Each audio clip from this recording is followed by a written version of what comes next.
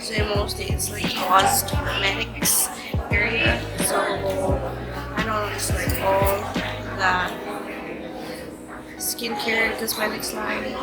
So check it out.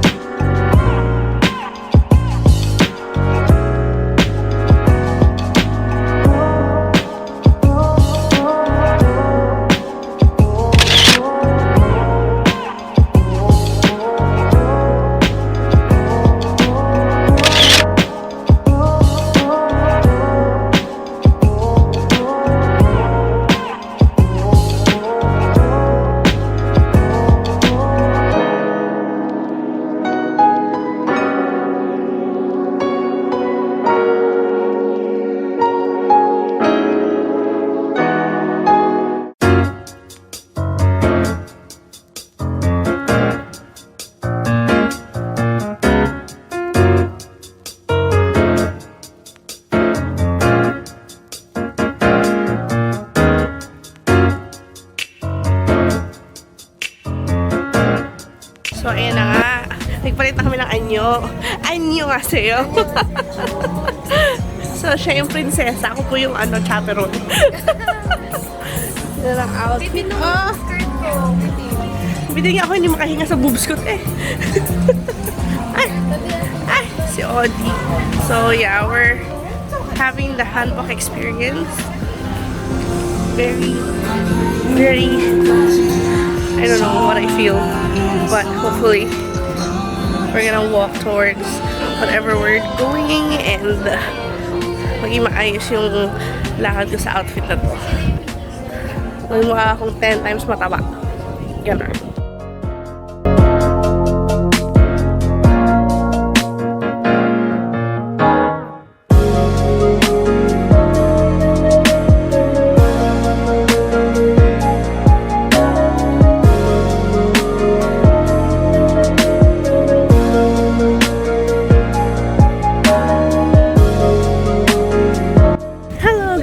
We're here at the temples of Korea. Actually, maganda skin ko dito. Parang panalo-panalo. So, ayun. We're gonna main to the main buildings. Temples. So, yeah. Wala akong trying pictures sa taba ko dito eh. So, ito lang nakikita yung half of my face. So cold! Through this gate. So until here is the king's office area, and then over this gate is the royal family's residential area. So all of this is original? Original, yeah, not all of this. This building is original building, but this building restored because during the Japanese colonization they destroyed a lot of building. Only 10 or 15% of building remain. But we restored. Yeah, we restored. Yeah.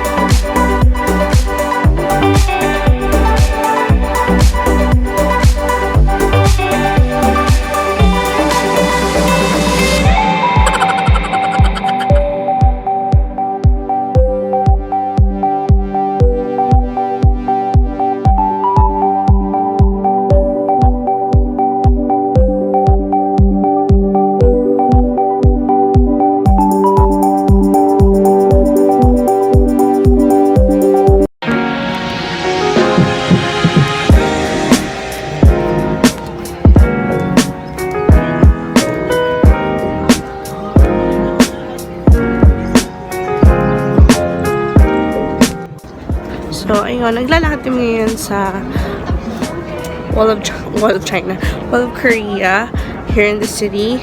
Is like, inside of it is a temple. Isa sa mga temple nila. So, ang ganda ng weather ngayon is like 13 degrees. So, hindi ganun kalamig. At kaya-kaya pa ng powers ko.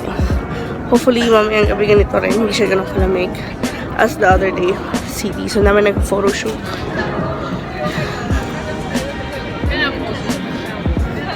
This is very Instagrammable here. Ang daming naglalakad. Ay, yung tour sa likod. Nag-picture na sila. Ito ko nag-vlog din. And my outfit for today. And my shoes courtesy of Harry.